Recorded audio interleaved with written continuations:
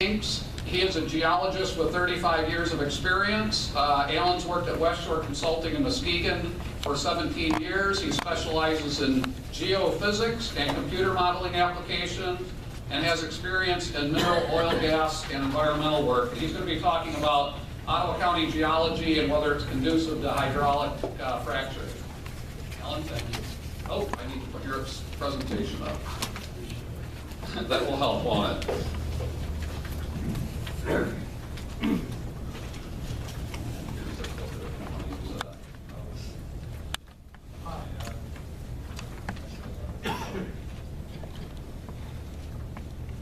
Hello. My name's Alan Hinks. I'm a geologist, as said. I live in Grand Haven Township, so I'm local, so what that's worth. 10 minutes isn't much time to cover 500 million years, so get going.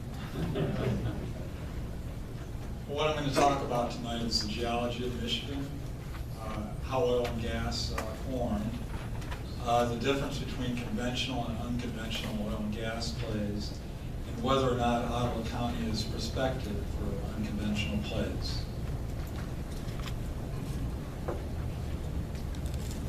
Well, this is what Michigan is thought to have looked like 385 million years ago during the Devonian period. The Devonian was part of the Paleozoic era, which went from about 250 to 520 million years ago. There's Michigan there.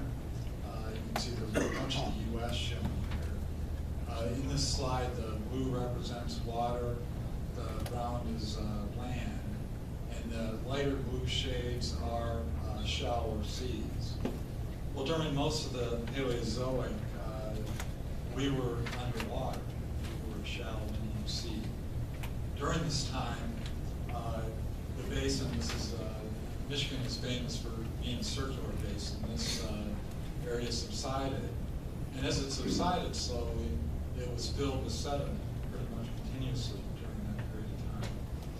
And a thick accumulation of sediment built up. Those sediments were calcium carbonate, stuff the bones are made out of, and sand and shale that was washed in from land. Well, this is a present-day picture. It's a cross-section, and what it's showing is a cross-section of a slice through land. So it's showing what it would look like if you could just cut Michigan in half. And what you see is that in the center of the basin, you have Paleozoic Cambrian through Mississippian rocks, even up into Pennsylvania represented. The deepest part of the basin is to our northeast. We're on the side, as I'll show you in a minute. One thing you'll notice here is that the top, the Devonian rocks, for instance, and I just showed you the Devonian time period, are eroded off. So the basin was actually quite a bit deeper historically. Interestingly, on top, you can see it's eroded off, and if you can read it, it's covered with glacial sediments, and these things are very recent geologically, tens of thousands of years old. So you have a big gap in time between these Paleozoic rocks, which are millions of years old, and these glacial deposits here.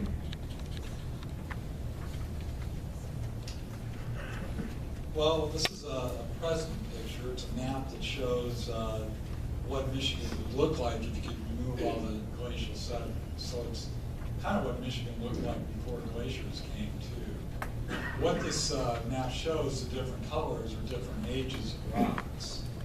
And what you have here is the youngest rocks in the center, the deepest part, where they were preserved. And as you go out in these rings, you get older and older.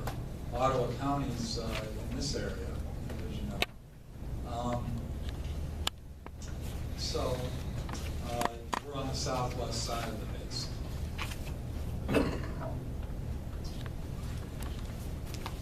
Well, now we're stepping back into the past. These Paleozoic seas, the shallow seas, are full of life. A lot of it was microscopic. Well, as those things died, they sank to the bottom of the space. because the basin was continuously subsiding, the sediment coming in, they could get buried. Well, things that fell into calmer waters had a lot better chance of being preserved. When you fall into the sediment in an area that's got strong currents or wave action, it gets stirred up and oxygen comes in and destroys that organics. So they fell out in calm waters. That's where they were preserved. An analogy would be a wet area, a calm area where you get a lot of clay falling out. In these calm areas, you get clays like that fall out, permeable carbonates and clays, and that's what these things got caught up and buried. Those sediments are what we call low permeability. It's hard to pass anything through. Well, this again is a cross section. It's kind of a schematic. What I want to talk about is the fact is as these things got buried in the basin, they got exposed to heat and pressure, and they turned into rocks. Sediments. Well, the organics that got trapped in those rocks were heated and then put under pressure too, and they turned into oil and gas. The geologists would say they got cooked. Well, the rocks that contain those low permeability rocks that contain the organic matter that got cooked are called source rocks by petroleum geologists. That's where the oil and gas comes from. And like I said, they're low permeability, so a lot of the gas and oil is stuck there, but you're exposed to such high pressure that through time, some of it was pushed out.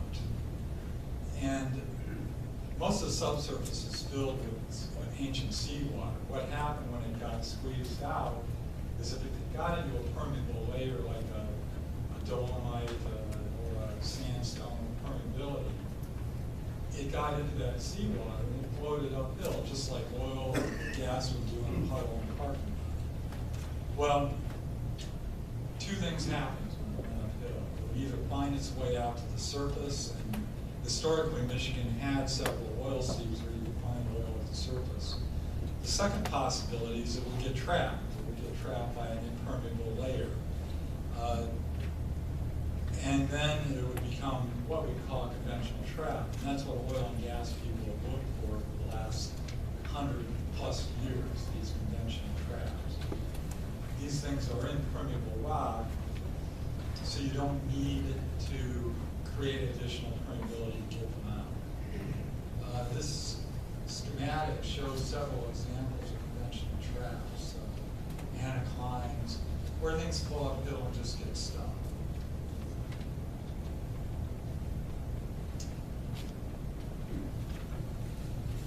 Well, because it was so impermeable, those source rocks, not all the oil and gas could get out. And that was just a fact of life. There was no way to get it until a few decades back, because it was just too impermeable. Well, these source rocks then are what we call what are unconventional reservoirs now. By creating permeability, by fracturing these layers, we can capture some of that oil and gas that was trapped in those layers.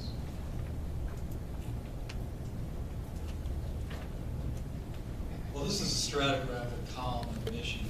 A stratigraphic column shows the rocks underneath us in a general sense.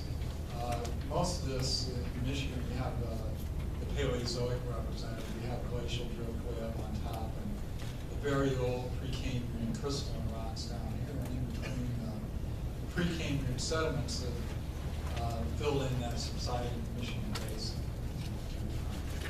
And what I've done here is I've circled some of the layers that are getting attention in Michigan as unconventional reservoirs.